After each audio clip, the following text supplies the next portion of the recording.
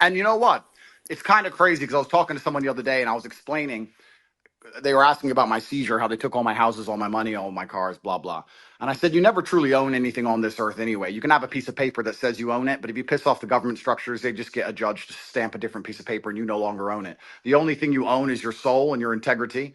And this is the one thing they cannot take away from you, no matter what they do to you. And that is the best feeling on earth. It doesn't matter if you can sell your soul to the devil and repeat what they want you to say, but then you truly own nothing.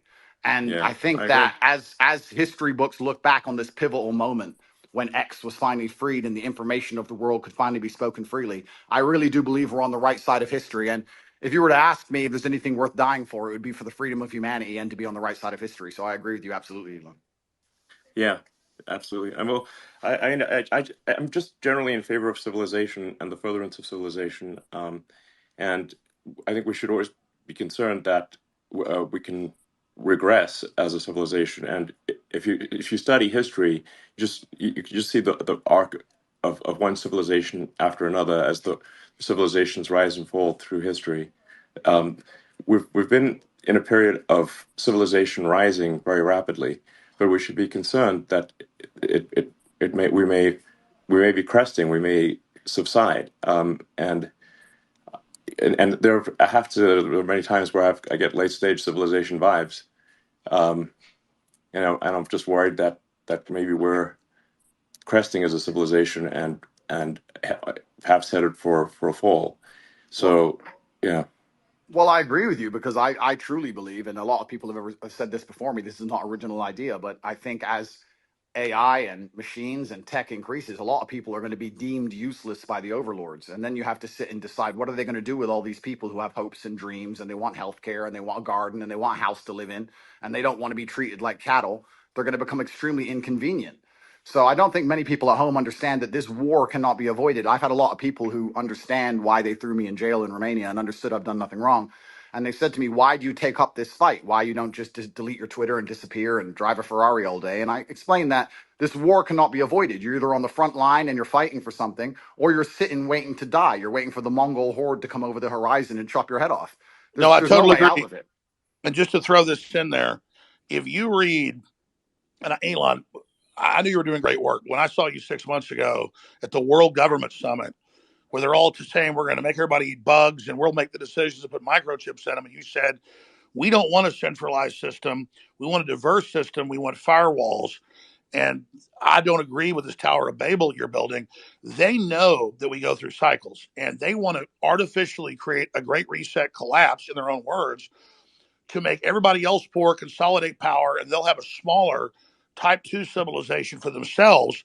And I think you're trying to build a type 2 civilization, or even a type 1 civilization, I should say, for all of us. And right. you said we need to have a debate about.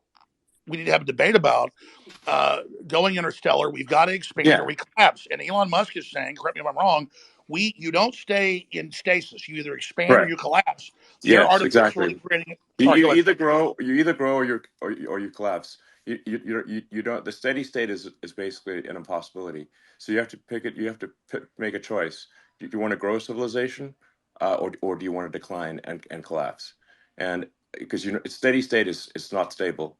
So, and I say we grow, and I say we expand, and we have more humans, and we become a multi-planet species and a spacefaring civilization, and ultimately be out there among the stars. And I think that is the exciting, inspiring thing for the future.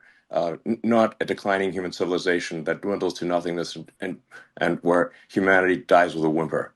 And that's the bottom line. I think it is the battle of people who believe in humans and humanity and want it to expand against people who are so selfishly going through the earth and so selfishly orientated that they don't care about expanding civilization. They just want to control the humans that are currently here. And And it's Andrew, I a totally it's a agree with you. hubris And and an Elon, arrogance. I totally agree. Let me throw this caveat on it because I've read the writings of Bill Gates and Klaus Schwab and the Club of Rome. They know we could easily expand. There's plenty of room, There hundreds of is. billions of known galaxies. They know that this is just a seed that's going to not just grow into one giant oak, but an entire forest, an entire universe. And so they want to shut everybody else down because they can't deal with the competition of the Elon Musk that come out of the general public. They want a global tyranny so they can direct it and control it so that they direct the expansion. And we can't let that happen because they literally talk about in Agenda 21, the official UN plan, a 90% world population reduction. So we need to go with the Elon Musk plan. And that's why I tell people that get upset, they go, Elon Musk is involved in every advancing technology. The globalists are pushing that too. Well, technology is like a gun. It's whose hand it's in. And so we need the gun in the people's hands, the gun of expansion, instead of in the globalist hands. And so just because Elon Musk is on the cutting edge of every technology, don't fear the technology like some troglodyte. Fear us not being in control of it. And Elon is saying we need to be an expansionary human explosion of competition and freedom, not some new dark age with a tiny breakaway civilization that's only working for itself. Sorry, I'm ranting. No, but you're completely right. Because if Elon doesn't push these boundaries, they will push these boundaries. And once they have the sole control and the monopoly over such technologies, it's over for all of us. And I don't think most people understand. It simply is the humanistic view against the death cult view. And there's people in the world who have no Yes, interest in, they have no interest in growing humanity, no interest in advancing the species as a whole. Their interest is in power and true. control. And all they want to do is have absolute power over the people that currently exist and their children. And you can talk about all the perverse reasons they want to do those exact things. But it's truly scary. And all the people at home who don't really understand the gravity of this fight, they seem to think it's right wing, left wing, ha ha ha. It's Yes, a big exactly. joke. That And they're thinking about it the wrong way. It's sorry, I just got a little X here. But you're totally exactly this right left is it's the wrong way to think about it. It's the sort of the extinctionists versus the pro humans. And once you see that it's extinctionists versus the pro humans, then it becomes very clear. So, Elon, when are you going to? I know you got 100 irons in the fire, but I've really, when you talk about we need to create a plan B for humanity, well, that's really No, it's not. plan It's not a plan. I mean, an as I said, alternate master plan because the globalists are in oh, control right now. You're trying to wrest control with us helping. I mean, when are you going to put out your battle plan, or are you already putting it out in pieces? no, what I'm saying is that actually, I think we should expand humanity. Like basically, we should have basically more kids. Population should increase, uh, and and we should become a multi-planet species and make life multiplanetary. Build a self-sustaining civilization on Mars, and then ultimately, this will be long after I'm dead, probably, but well, almost certainly, we can go to other star systems and go out there and I don't know, maybe we'll find some long dead alien civilizations. Um, and I don't think we want to be one of those lame one planet civilizations that never got beyond, its home planet. Um, I mean, we gotta, what are the aliens going to think of that? It's like we got to make a good showing. Team Human, well, let's yeah, go. and that would absolutely that would be LFG. certainly disappointing.